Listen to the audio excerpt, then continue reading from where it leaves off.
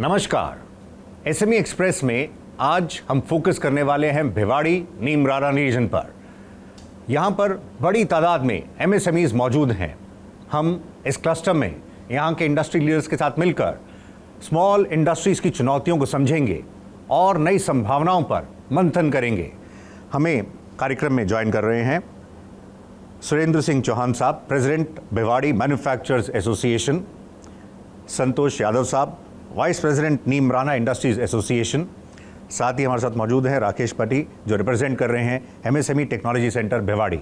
आप सभी का शुक्रिया, धन्यवाद कार्यक्रम में ज्वाइन करने के लिए। आइए बातचीत के सिलसिले को अब हम शुरू करते हैं। चौहान साहब, शुरुआत आपसे करना चाहेंगे। हम यहाँ भिवाड़ी में मौजूद हैं, यहाँ बड़ी संख्या में इंडस्ट्रीज़ हैं और भिवाड़ी की जहाँ तक बात है पॉल्यूशन की, अगर हम बात करें, ये दुनिया के मोस्ट पॉल्यूटेड सिटी में है। आप इसके कारणों को किस तरह से देखते हैं, कैसे उसको रीड करते हैं? मैं मानता हूँ भिवाड़ी एक पॉल्यूटेड सिटी में काउंट किया जा रहा है, लेकिन अगर उसके उल्टे पहलू पे हम विचार करें, भिवाड़ी 77 में बना था और जब भिवाड़ी बना था एक बहुत छोटा सा क्लस्टर था। भिवाड़ी दिन पे दिन प्रगति करता गया, बढ़ता गया, बहुत बड़ी बड़ी एमएनसीज कंपनियां आ गई। उस टाइम 77 और आज 2022 को कंपेयर करूं तो उस टाइम एक बहुत छोटा इंफ्रास्ट्रक्चर था। दिन पे दिन स्ट्रक्चर बढ़ता गया और प्रशासन वहीं के वहीं जो चाहिए वो उस हिसाब से नहीं बढ़ पाया।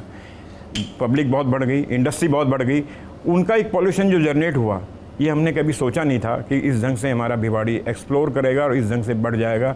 आज भिवाड़ी एक इंटरनेशनल पे काउंट किया जाता है, भिवाड़ी का नाम आता है कि भिवाड़ी एक है, एक बहुत अच्छी बात है। आपको ये लगता है ये अब ज़रूरी है कि उद्योग जो है सस्टेनेबल मैन्युफैक्चरिंग की तरफ बढ़े, और उस तरफ बढ़ने में जो प्रयास किए जा रहे हैं उसमें किस तरह की सपोर्ट की ज़रूरत है?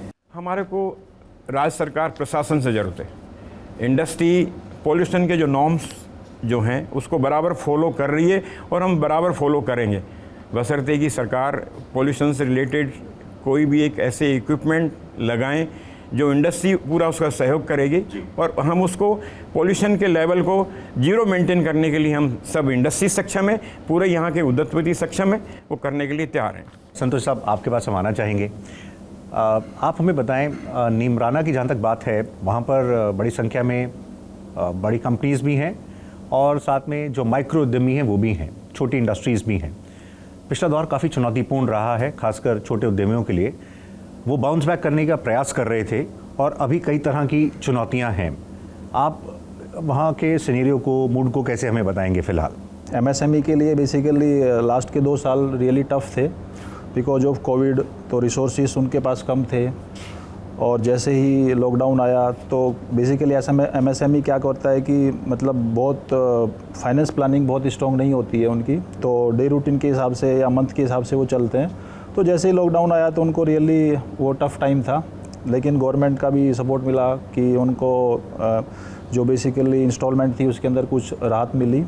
तो उस सबके बावजूद एक अभी हम दोबारा बैक ट्रैक पे आ रहे हैं और नीमराना के अंदर जैसे बात करेंगे तो अभी हम मतलब भिवाड़ी के कंपेयर में जोन जो है वहाँ पे 2 है। नीमराना जोन में बेसिकली जापानीज जोन है और इंडियन जोन है, दोनों ही अच्छा कर रहे हैं और अभी हम एमएसएमई ये कह सकते हैं कि दोबारा बैक ट्रैक पे आ गए।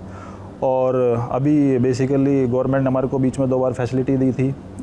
बेसिकली जो आपका जो टोटल लास्ट के एंड में जो आपका सीसी लिमिट था उसका जो यूज़ था उसका 25% हमारे को मिला था, तो उससे काफ़ी अच्छा हेल्प मिला। जिस तरह से हम नीमराना में देखें, बड़ी संख्या में जापानीज़ बड़ी कंपनीज, इंडस्ट्रीज़ वहाँ पर मौजूद हैं। वहाँ के इंफ्रास्ट्रक्चर के बारे में थोड़ा सा आप हमें बताएं और उसको जब आप दूसरे क्लस्टर्स के साथ, इंडस्ट्रियल रीजन्स के साथ कंपेयर करते हैं तो क्या पाते हैं? जापानीज जोन के लिए गवर्नमेंट ने कुछ फैसिलिटी इंडियन जोन से बेटर दी हुई है। उसमें जैसे आप कह सकते हैं कि लैंड के उनके अच्छे रेट हैं कंपेयर टू इंडियन जोन के हिसाब से। तो गवर्नमेंट ने एक ये कह सकते हैं कि सक्सेसफुल जापानीज जोन है इंडिया का नीमराना के अंदर। तो उससे एमएसएमई को हमारे को क्या बेनिफिट मिल रहा है कि हम अगर जापानीज को इंडियन जोन में रहते हुए, तो जापानीज बेसिकली कंपनी क्या प्रीफर करती है कि उनके पास में वेंडर होना चाहिए। जो एमएसएमई अगर नियर बाई है तो दे मतलब गिव द प्रेफरेंस। उसके बाद में अगर हम उनको सप्लाई कर सकते हैं तो एक अच्छा मोटिव क्या है कि हम quality product basically Japanese company like करती हैं। तो उसके बाद में क्या बेसिकली एक अपॉर्चुनिटी आती है कि अगर हम MSME as a MSME Japanese को सर्व कर सकते हैं तो I think we can give to anybody in the world. तो जापानीज़ कंपनी के साथ कभी भी आप काम करते हैं तो वो आपके प्रोडक्ट को, आपके प्रोसेस को वो बेसिकली अपग्रेड कराते हैं। अपग्रेड के साथ में आपकी जो मैन पावर है उसकी ट्रेनिंग साथ में चलती है। तो जैसे ही आप अपने प्रोडक्ट को अपग्रेड करते हैं तो आप उनको सर्व कर सकते हैं। और जापानीज़ बेसिकली पॉलिसी क्या रहती है कि आपके साथ वो कंधे से कंधा मिला के आपको अपग्रेड करते हैं, आपको अपने स्टैंडर्ड पे लेके आते हैं। चौहान साहब, हम जो वेस्ट मैनेजमेंट की बात कर रहे थे उसके बारे में बताएं। वो बहुत क्रूशल है और उसमें इंडस्ट्रीज़ क्योंकि हैं तो उसमें फिर वेस्ट भी है, लेकिन उसको वेस्ट को मैनेजमेंट करने के लिए किस तरह से बढ़ा जाए? क्या कोई एजेंसी साथ में होनी चाहिए या किस तरह से बढ़ा जाए, क्योंकि ये काफ़ी अहम है। वेस्ट मैनेजमेंट हर इंडस्ट्रियल एरिया के लिए बहुत ही एक समस्या भरा विषय है। इसको मेंटेन करने के लिए इंडस्ट्री में गवर्नमेंट ने हर इंडस्ट्रियल एरिया में एक वेस्ट मैनेजमेंट का एक यार्ड बनाना चाहिए, जहाँ door to door waste industries का उठ के वहाँ आए और उसको प्रोसेस के लिए कोई भी इक्विपमेंट लगाए जो प्रोसेस करके, ताकि उसको रिसाइकल करके हम उसके बाय प्रोडक्ट बना सकें। वेस्ट मैनेजमेंट का एक प्रोजेक्ट सरकार की तरफ से डेवलप किया जाए तो हर इंडस्ट्री उसके साथ जुड़ जाएगी। हर वेस्ट मैनेजमेंट जो भी फैक्ट्री के हिसाब से निकलता है वो अपना इकट्ठा करके और उस एजेंसी को दे देगी, क्योंकि हम भी सरकार से बराबर प्रयास कर रहे हैं। राकेश जी, तो आप बताएं फिर जो एमएसएमई टेक्नोलॉजी सेंटर है भिवाड़ी का, वो किस तरह से एमएसएमईज़ को सपोर्ट कर रहा है? एमएसएमई टेक्नोलॉजी सेंटर भारत सरकार और राज्य सरकार का कोलैबोरेशन में भिवाड़ी में 11 एकड़ की ज़मीन में ये बनाई गई है। टेक्नोलॉजी सेंटर हमारा state of the art infrastructure जो स्मॉल मीडियम एंटरप्राइजेस का आज के डेट में उनका क्वालिटी इम्प्रूवमेंट के लिए, उनकी जो क्षमता एनहांस करने के लिए जो मशीनरी रिक्वायरमेंट है, जो इंफ्रास्ट्रक्चर रिक्वायरमेंट है, जो टेक्निकल मैन पावर का रिक्वायरमेंट है, उसको फुलफ़िल करने के लिए भारत सरकार का ये संस्थान काम कर रहा है। ये state of the art campus है और ये इनफैक्ट जो टेक्नोलॉजी सेंटर्स स्टैब्लिश होने थे उसमें पहला है। यस, भारत सरकार का ये जो एक प्रोग्राम है जिसको हम बोलते हैं technology cluster system program TCSP, जो वर्ल्ड बैंक के फंडिंग में बनाए गए हैं। ये 15 टेक्नोलॉजी सेंटर में ये पहला टेक्नोलॉजी सेंटर है जो भिवाड़ी में 100% बन के तैयार हो चुकी है। एमएसएमई टेक्नोलॉजी सेंटर का जो क्वालिटी आउटपुट को एनहांस करने के लिए जो टेक्निक या जो टेक्नोलॉजी का रिक्वायरमेंट होती है in terms of machinery, in terms of technology, in terms of automation requirement of industry, यानी जो मॉडर्न टूल रूम की जो फैसिलिटीज़ हैं जो कि ज़रूरी हैं इंडस्ट्रियल डेवलपमेंट के लिए, उसमें आप उद्यमियों को सपोर्ट कर रहे हैं। जी, यहाँ पर ट्रेनिंग सेशंस भी होते हैं स्टूडेंट्स के लिए। टेक्नोलॉजी सेंटर दो तरह के मेनली जो काम करती है, एक है टेक्निकल मैन पावर जनरेट करके इंडस्ट्रीज़ को फुलफ़िल करना, ताकि इंडस्ट्री का जो मैन पावर रिक्वायरमेंट है जो ट्रेंड हो, जो टेक्नोलॉजी को समझ सके और उसका उपयोग करके बेहतरीन काम मशीन के ज़रिए कर सके। उसके लिए हम ट्रेनिंग प्रोग्राम प्रोवाइड करते हैं जो कि 1 दिन से लेके 4 साल तक कोर्सेस हम different short term, medium term और लॉन्ग टर्म कोर्सेज से प्रोवाइड करते हैं। और इंडस्ट्री को स्किल्ड मैन पावर आप प्रोवाइड करने के लिए बढ़ते हैं। हम आपके पास आते हैं चौहान साहब, एक और पहलू हम आते हैं ease of doing business. Single window की बात हो रही है, उसका कितना एक्चुअली आपको फ़ायदा मिल पा रहा है और उसमें आप किस तरह की और उम्मीद कर रहे हैं? भारत सरकार और राज्य सरकार की एक बहुत अच्छी पहल है, लेकिन इसमें थोड़ी सी हमारी इंडस्ट्रीज़ की प्रॉब्लम्स आती हैं। सिंगल विंडो नो डाउट एक अच्छी शुरुआत है, लेकिन सिंगल विंडो में ये कहा जाता है कि आप किसी भी टाइप की इंडस्ट्री लगाएं, आपको एक ही जगह सारी इन्फॉर्मेशन मिल जाएंगी, लेकिन ऐसा होता नहीं है। उसमें सिंगल विंडो में क्या है कि एक चेकलिस्ट होनी चाहिए। उस चेकलिस्ट के हिसाब से इंडस्ट्रीज़ को, उद्यमी को ये मालूम होना चाहिए कि मेरा इंडस्ट्री इस टाइप की है। चेकलिस्ट जब मिल जाएगी तो उसको पता पड़ जाएगा कि मैं ग्रीन जोन में आता हूँ, ऑरेंज में आता हूँ या रेड जोन में आता हूँ। रेड में होगा तो यहाँ वैसे अलाउ नहीं है। हाँ, वैसे अलाउ तो वो इतना, अगर रेड जोन में होगा तो वहाँ आएगा नहीं, वो और कोई एरिया देखेगा। दूसरा, सिंगल विंडो में एक दूसरी प्रॉब्लम ये है कि ये कहा जाता है कि आपको इमीडिएटली प्लॉट अलॉट हो जाएगा और आप इमीडिएटली अपना प्रोसेस शुरू कर सकते हैं। जब प्रोसेस शुरू करता है तो इसमें 2-3 हिडन कंडीशंस आती हैं। पोल्यूशन बोर्ड की आती है, जिसको CTE कहते हैं। इंडस्ट्री सेटअप करने के लिए पहले CTE लेना पड़ता है, जबकि अदर स्टेट हो सकता है राजस्थान सरकार में भी ऐसा हो, लेकिन अभी तक राजस्थान सरकार में ऐसा सुना नहीं जा रहा, क्योंकि जब प्लॉट अलॉटमेंट हो जाता है तो इस समझ लो CTE तो पहले उसको मिल गया, सिर्फ उनको अप्लाई करना है। दूसरी अदर जीएसटी से रिलेटेड वो भी इमीडिएटली जैसे अप्लाई कर मिल जाना चाहिए। वो अब पहले ऐसा नहीं हो रहा था, लेकिन आजकल जीएसटी अगर यूनिट लगने में भी कम से कम एक 1.5 महीना लग रहा है, जीएसटी नंबर नहीं मिल पाता है। यहाँ पर अगर हम देखें, एक और जो हमने ट्रेंड देखा कि सोलर पावर सिस्टम्स पर भी यूनिट्स आ रहे हैं, उससे बेनिफिट हो रहा होगा और किस तरह की उसमें लर्निंग्स हैं?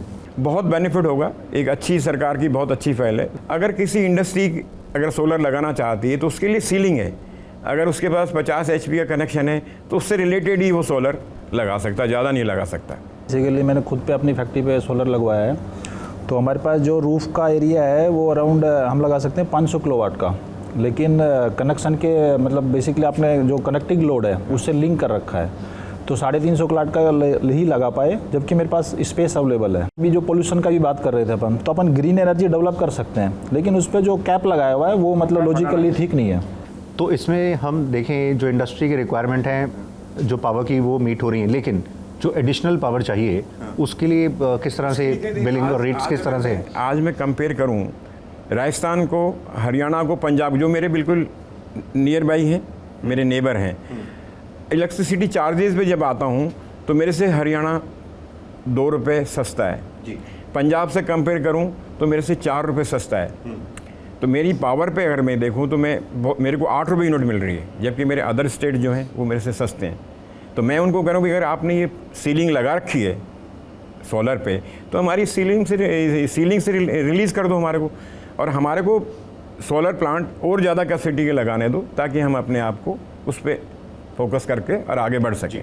अच्छा, इसमें जैसे हम सोलर की बात कर रहे हैं, क्या बड़ी कंपनी इसके अलावा जो स्मॉल यूनिट्स हैं वो भी इस राह पर आगे बढ़ रही हैं? वैसे सोलर में एक बहुत अच्छा है, मैंने खुद ने अपनी फैक्ट्री पे लगवाया है, तो जैसे वर्ल्ड बैंक का पैसा आया हुआ है SBI के पास, तो एक बहुत नॉमिनल इंटरेस्ट रेट पे आपको मिल जाता है, विदाउट कोलेट्रल मिल जाता है लोन, और अल्टीमेटली आप, लेकिन बेसिकली स्पेस का अगर इशू नहीं है तो आप एटलीस्ट 50% आप दिन का जो है वो यूज कर सकते हैं। तो इसमें बेसिकली यही ऐड करना चाहूँगा कि हम ग्रीन एनर्जी बनाना चाह रहे हैं, मतलब फैसिलिटी भी है, आपको कॉस्ट भी कम पड़ रहा है, लेकिन ये अगर क्या पड़ता है तो एटलीस्ट वो बेनिफिट ही रहेगा फॉर मतलब स्टेट के लिए भी, देश के लिए भी। SME एक्सप्रेस ग्रोथ का फंडा में फिलहाल वक्त ब्रेक का है, चर्चा जारी रहेगी, हम जल्दी हाजिर होते हैं।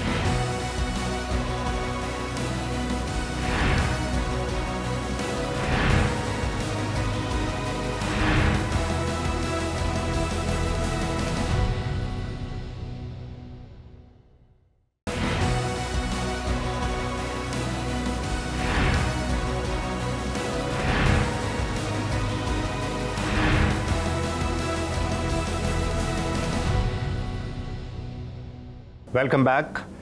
SME एक्सप्रेस ग्रोथ का फंडा में आज हम भिवाड़ी नीमराना के उद्योगों का जायजा ले रहे हैं। आइए चर्चा को आगे बढ़ाते हैं। राकेश जी, आप हमें बता सकें, जैसे हम बात कर रहे हैं स्किल्ड मैन पावर की, इसमें जो अभी लेटेस्ट रिक्वायरमेंट्स हैं, जो ज़रूरतें हैं इंडस्ट्री की, उसके हिसाब से अब इंडस्ट्री 4.0 की भी बात हो रही है, मैन्युफैक्चरिंग के एक नए एरा की, उसमें आप किस तरह से बढ़ रहे हैं और वर्कफोर्स को कैसे उसके लिए तैयार कर रहे हैं? इंडस्ट्री 4.0 का इम्प्लीकेशन हम कैसे इंडस्ट्रीज़ को हेल्प कर सकते हैं? तो हमारे यहाँ जैसे कोर्सेज हैं मैकेट्रॉनिक्स, रोबोटिक्स एंड ऑटोमेशन, इन तीनों टेक्नोलॉजी के ऊपर हम रूट लेवल पे अभी जो लेटेस्ट टेक्नोलॉजी अवेलेबल है इंडस्ट्री के, जैसे कि फॉर एग्जांपल हम बात करते हैं PLCs, जो प्रोग्रामेबल लॉजिकल कंट्रोलर्स होते हैं, वो बहुत ही छोटे छोटे यूनिट्स पे भी इम्प्लीकेशन होने लगा है। जैसे कि हम सोचते थे पहले ऑटोमोटिव सेक्टर में कोई भी एक बड़ा ऑटोमोटिव सेक्टर कंपनी ही इस ऑटोमेशन को इम्प्लाई कर सकता है, बट आज के डेट में वो नहीं है, वो चेंज हो रहा है। छोटे से छोटे कंपनी भी आज चाहती है कि कम से कम मेरा मैन पावर यूटिलाइजेशन हो और मैक्सिमम चीज़ें ऑटोमेशन या ऑटोमेटिक वे में होता रहे। ऑटोमेशन का या CIM का, जैसे कंप्यूटर इंटीग्रेटेड मैन्युफैक्चरिंग या CNC का इस्तेमाल करते हैं, ताकि CNC में जो गुणवत्ता अचीव होता है वो एक्सेप्टेबल है as per the requirement of international standards. तो इसके लिए हमारे जो कोर्सेज हैं वो भी फोकस कर रहे हैं ऑटोमेशन के ऊपर, रोबोटिक्स के ऊपर और मोस्ट ऑफली मैकेट्रॉनिक्स इंजीनियरिंग के ऊपर, जिसमें PLC, IoT, इंडस्ट्री 4.0 शामिल है। ये जो आपके ट्रेनर्स हैं उनके बैकग्राउंड के बारे में थोड़ा बताइए। हमारे जो फैकल्टीज़ हैं, हमारे जितने भी ट्रेनर्स हैं, वो वेल ट्रेंड होते हैं पहले इंडस्ट्रीज़ में। यानी हमारी जो फैकल्टी मेंबर्स है more of all industrial experience लेके ही आते हैं। जैसे हमारे यहाँ फैकल्टीज़ होते हैं जो पीएलसी, ऑटोमेशन, रोबोटिक्स के ऊपर इंडस्ट्रीज़ में काम कर चुके हैं, उन्हीं को ही हम एम्पैनल करते हैं एज ए इंडस्ट्रियल ट्रेनर। तो चौहान साहब, आप हमें बता सकें, भिवाड़ी है तो ये एनसीआर रीजन में फॉल करता है और यहाँ पे पॉल्यूशन के इश्यूज़ रहते हैं और उसको एड्रेस करना बहुत ज़्यादा ज़रूरी भी है, लेकिन वो जो एक फेस होता है लगभग 3 महीने का, उस समय डीजीज भी आप रन नहीं कर सकते हैं। उसको लेकर आप जब इंट्रोस्पेक्ट करते हैं, देखते हैं, क्योंकि ऑपरेशंस भी रन करने हैं, तो आप क्या सजेशन देना चाहेंगे? हमारे लिए जब गैप लगता है 15 नवंबर से लेकर 15 फरवरी के बीच में, उस टाइम हर इंडस्ट्री की बड़ी विचित्र पोजीशन होती है। अब की बार तो गवर्नमेंट ने ये डिसाइड कर दिया कि आपके डीजी सेट भी नहीं चलेंगे। हमारे यहाँ भिवाड़ी में बहुत सारी इंडस्ट्री ऐसी हैं, एमएसएमई इंडस्ट्री हैं, जिनका कंटिन्यू प्रोसेस है। उस कंटिन्यू प्रोसेस में जब डीजी सेट बिजली किसी वजह से चली गई और काम बंद हो गया, डीजी सेट चला नहीं सकते, तो उसका बहुत बड़ा नुकसान होता है। जो छोटी इंडस्ट्री तो सर्वाइव नहीं कर पाती। तो हम गवर्नमेंट से यही अपेक्षा कर रहे हैं कि या तो हमारे को कोई ऐसा उसका सब्स्टिट्यूट दें ताकि हम अपनी इंडस्ट्री को सर्वाइव कर सकें, या हमारे जो पहले 250 केवी तक डीजी सेट एग्जम्प्ट थे, जो एमएसएमई सर्वाइव कर सकती थी, वो वापस उसको कंटिन्यू करें। जो अब की बार ऑर्डर्स हमारे पास आ गए कि आप ये भी नहीं चला पाओगे, क्योंकि एनसीआर में होने के नाते हमारे को बहुत सारी प्रॉब्लम झेलनी पड़ रही है। तो हम ये चाहेंगे एनसीआर में हमारे को कोई इस ढंग का कोई ऐसा गवर्नमेंट हमारी ऐसी कोई स्कीम लाएं कि हम उस सर्वाइव करने के लिए जो 3 महीने रहते हैं, कि तब हम अपनी यूनिट को जो भी हमारे पास जो हम एक सफ़र करते हैं हर चीज़ का, तो उसका कोई हमको गवर्नमेंट से सपोर्ट मिले कि हम उसको कंटिन्यू कर सकें। तो संतोष जी, एक और हम पहलू को टच करना चाहेंगे। इस रीजन में जैसे ऑटो कंपनीज भी काफ़ी हैं और पीछे रिपोर्ट्स आई जिसमें बताया गया कि जहाँ तक वर्कर्स की सेफ्टी की बात है, उसके ऊपर उन्होंने कंसर्न्स रेज़ किए थे और कहा कि यहाँ पर बेटर वर्किंग कंडीशंस होनी चाहिए। आपका क्या नज़रिया है? क्या आप इस पर फीडबैक देना चाहेंगे? एक तरफ सुनने को मिलता है कि अनएम्प्लॉयमेंट है, लेकिन दूसरी तरफ ये भी एक सच्चाई है कि जो बंदे हमको काम के लिए चाहिए, जो स्किल्ड बेस, वो नहीं मिल पा रहा है। तो अभी क्या है कि गवर्नमेंट ने कुछ स्कीमें तो शुरू की है स्किल्ड बेस की, लेकिन वो ग्राउंड पे नहीं है, पेपरों में है कह सकते हैं। तो बेसिकली अब मतलब एज ए एमएसएमई, मतलब हम क्या सोचते हैं खुद ही कि आपको एटलीस्ट लड़के परफेक्ट सेलेक्ट करके खुद उनको ट्रेन करके खुद उनको ट्रेनिंग देके एक अच्छा एटमॉस्फेयर देना पड़ेगा कि उनको एटलीस्ट एक हाउसिंग सोसाइटी यहाँ पास में हो, वो आप उसको इजीली कन्विंस आप दे पाएँ।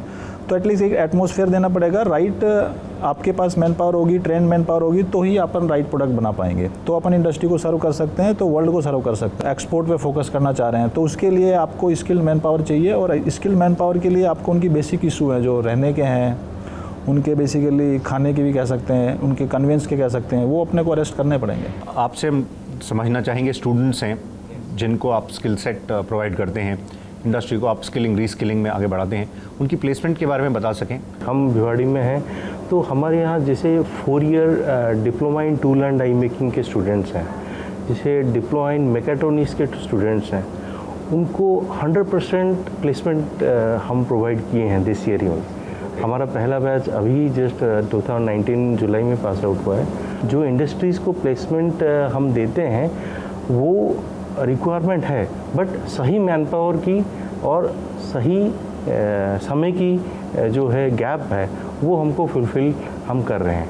आज की युवा पीढ़ी समझें कि स्किल ही एक ऐसा रिक्वायरमेंट है ताकि इंडस्ट्री में जाके आप सक्सेस हासिल कर सकते हो। और सबसे बड़ी बात है, अगर स्किल आपके पास है, आप एंटरप्रेन्योर खुद बन सकते हैं। हमारी जो ये टेक्नोलॉजी सेंटर है, ये फोकस करती है स्किल के ऊपर, जो रिक्वायरमेंट है इंडस्ट्रीज़ को और जो रिक्वायरमेंट है एक्चुअली प्रोडक्शन को। फाइनल कमेंट्स आप सबसे लेना चाहेंगे।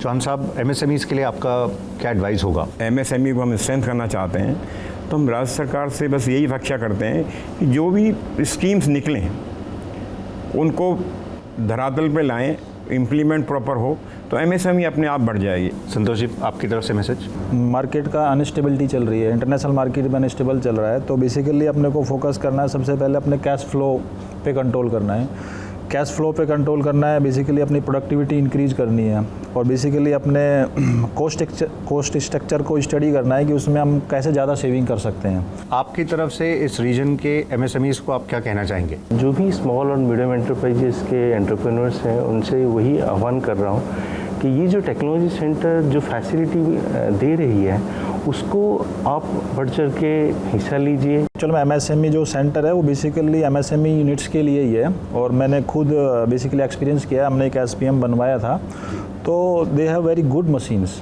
और बेसिकली गवर्नमेंट ने जो इन्वेस्टमेंट किया है वो एमएसएमई की फैसिलिटी के लिए किया है। इतना ही समय था। राकेश जी, संतोष जी, चौहान साहब, आप सभी का धन्यवाद, शुक्रिया कार्यक्रम में पार्टिसिपेट करने के लिए।